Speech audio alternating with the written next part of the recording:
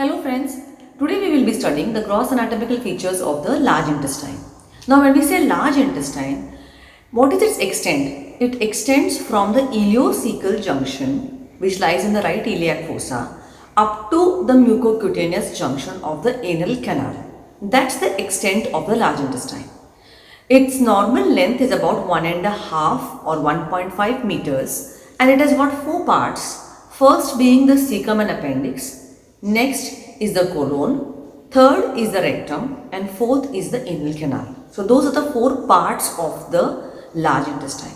What is the function of the large intestine? Basically it reabsorbs the water and it also acts as a temporary reservoir for the fecal matter till the time it is defecated.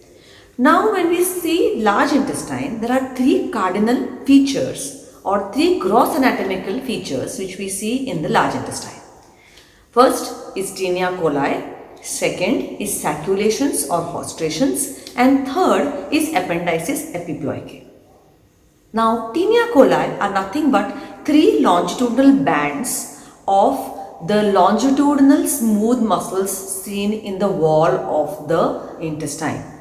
These three bands are where these large longitudinal muscles are aggregated, whereas in between these tinea coli, the longitudinal fibers are there, but they are sparse.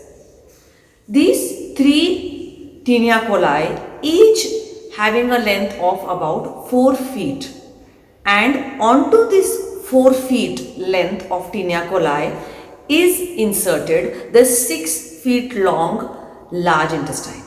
And that is the reason why the large intestine between these tinea coli puffs out or forms saccules, and that is what is called as sacculations on gross and hostrations on an X-ray.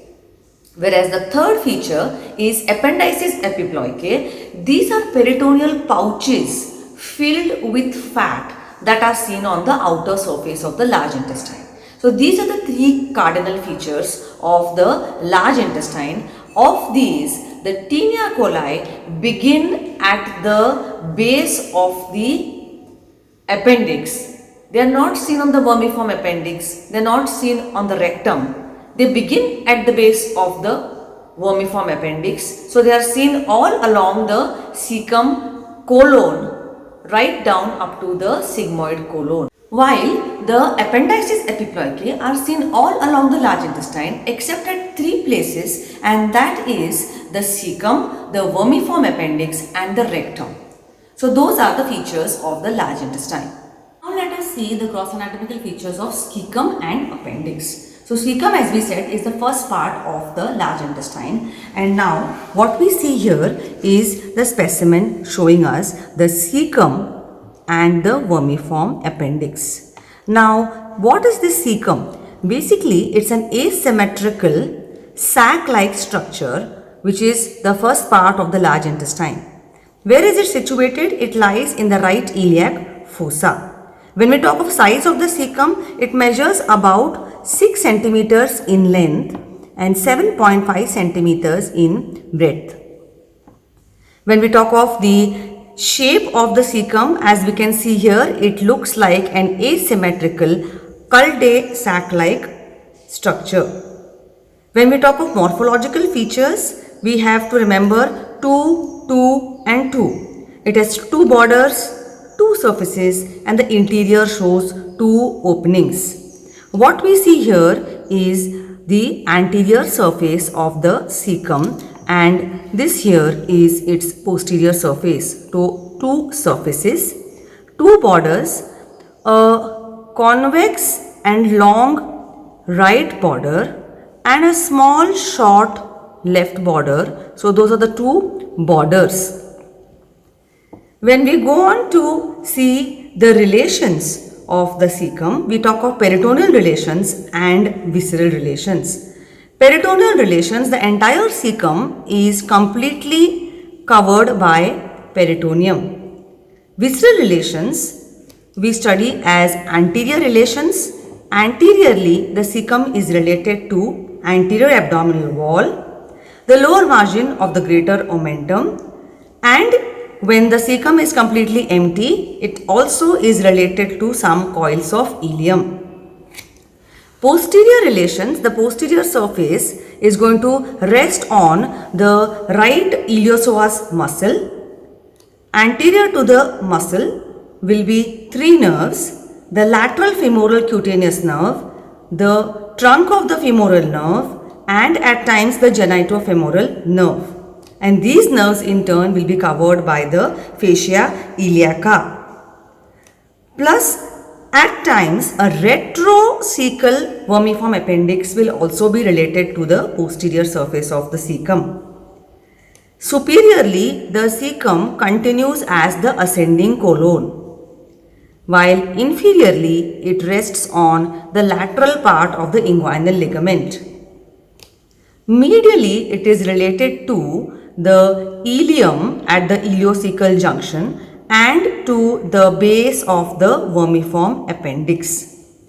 So these are all the relations of the cecum. Now what we can see here is only the specimen of cecum and appendix, and this is the terminal part of the ileum. Now in order to see the features on the interior of the cecum, when we open up the cecum, what we see is, we see two openings. One opening which we see here is the iliocecal opening, and as we see here, it's about 2.5 centimeters in width and is a transverse opening having two lips. The upper lip which is running straight and the lower lip which is concave in orientation.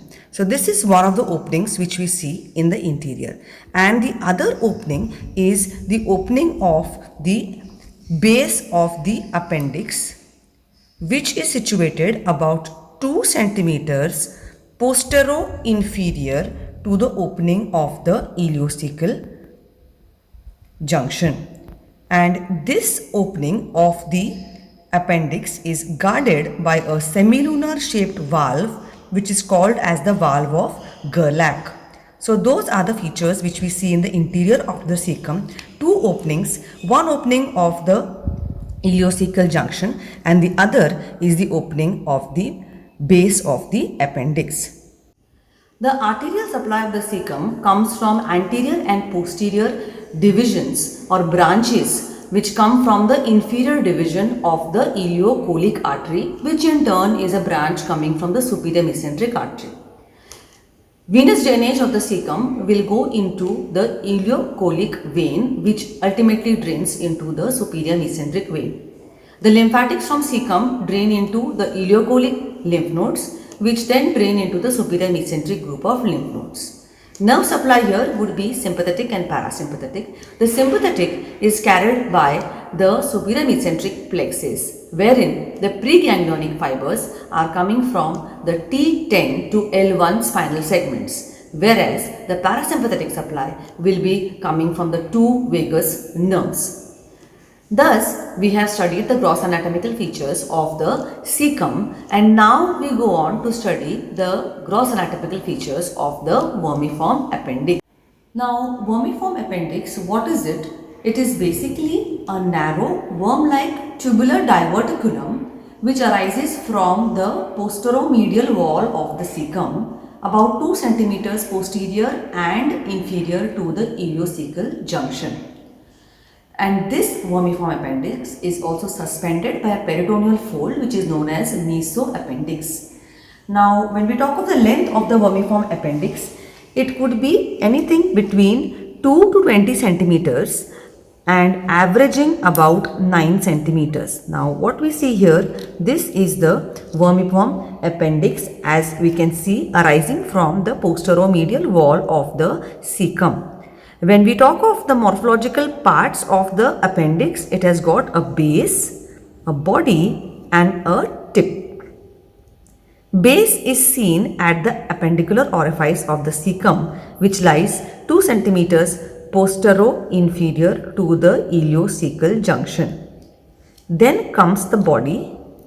Part of it is suspended by a peritoneal fold, that's the mesoappendix, and then is the tip, which is the free and mobile part of the vermiform appendix. And it is because of this tip that the appendix can be seen at various positions, and these positions are remembered by remembering the clock positions, and that is how we have different types of the appendix. Now, what are these different types of appendix?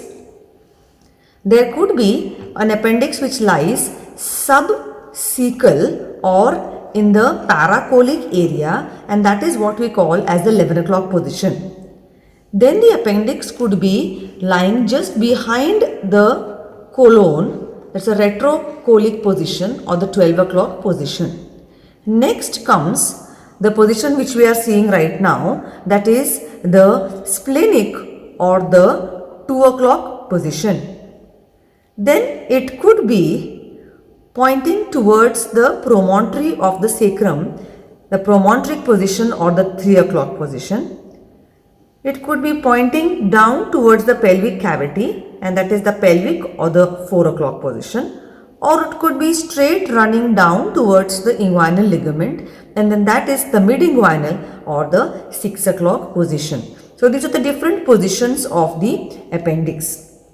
Then we go on to study what is the blood supply of the appendix. That is done by the appendicular artery, which is a branch coming from the inferior division of the ileocolic artery, which in turn is branch of the superior mesenteric artery. Venous drainage goes into the ileocolic vein, which will ultimately drain into the superior mesenteric vein. Lymphatics too will go into the ileocolic lymph nodes, which then drain into the superior mesenteric lymph nodes. The nerve supply would be sympathetic and parasympathetic. Sympathetic derived from the superior mesenteric plexus, where the preganglionic fibers are derived from the T10 spinal segment, while the parasympathetic nerve supply is derived from the two vagus nerves. Thus, we have studied the gross anatomical features of cecum and appendix, which is nothing but the first part of the large intestine. Thank you.